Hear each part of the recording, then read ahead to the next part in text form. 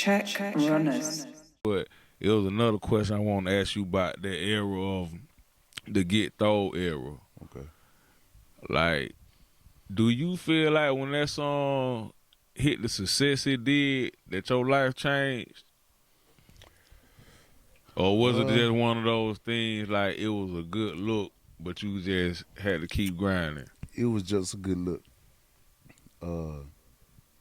Definitely, if my shit would have been set up correctly, then yeah, my life would have changed.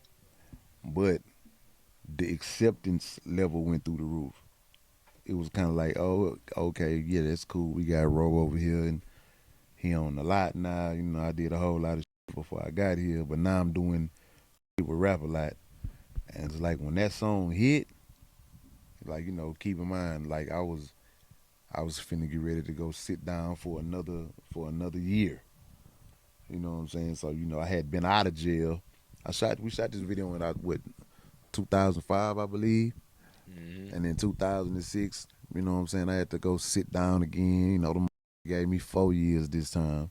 You did the whole 4? Nah, I did 3 months on this before Jay got me a appeal lawyer.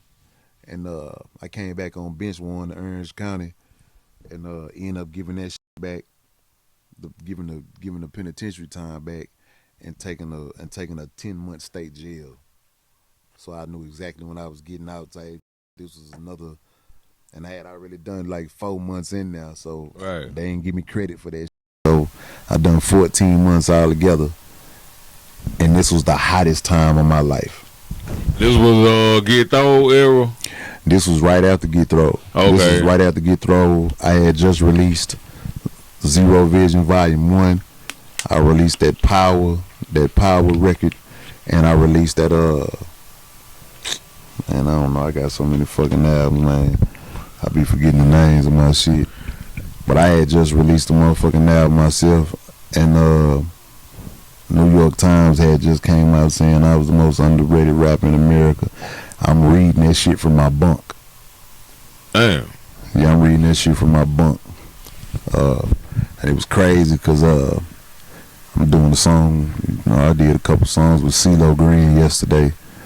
And it's crazy because he was who I was listening to when I was, you know, reading that article in 06. That was that him and Gnarls Barkley that maybe I'm crazy. And I'm thinking to myself, I'm crazy as fuck to be in this motherfucking place for syrup again. Wasting 14 months of my motherfucking life when every motherfucking publication is writing about me, even the New York Times, and I'm sitting in this bitch and this all earns just wasting my motherfucking life away. So yeah, the name of the album was Still Living. So I had out Power, Zero Vision, and Still Living. Then the New York Times came out with that shit. You know, we had just had the, not yet. I was headed for, you ready to do the Source cover on, you know, J Ranch that we did with everybody, Slim and Watts and all that shit. But I mean, like, if I would have been out, I definitely would have been touring with Lil Flip. And I wasn't able to do that shit because I had my dumb ass in the motherfucking penitentiary. What all that was like simultaneous with like the Lil Flip Game Over run and all that, right? Or that was still on the Way We Ball era? Nah, this was on his run. Okay. At the time, you know, Flip was like 35,000, 40,000 a show. You know what I'm saying? This nigga was doing shows for 100. You know what I'm saying, overseas. And I definitely would have been with him because at that point we had got cool. We was talking about doing some shit together. And I see him doing concerts.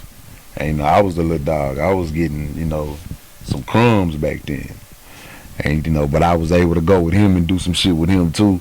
And I just ride with him and, you know, man, Ro, come do that I Hate You Bitch shit. I go and do that I Hate You Bitch shit. Maybe my other song, you know, I'm from the South, that I got him and Paul Wall on. That from the South, one of them one too. That was actually on my original list. I ain't write none of this shit down.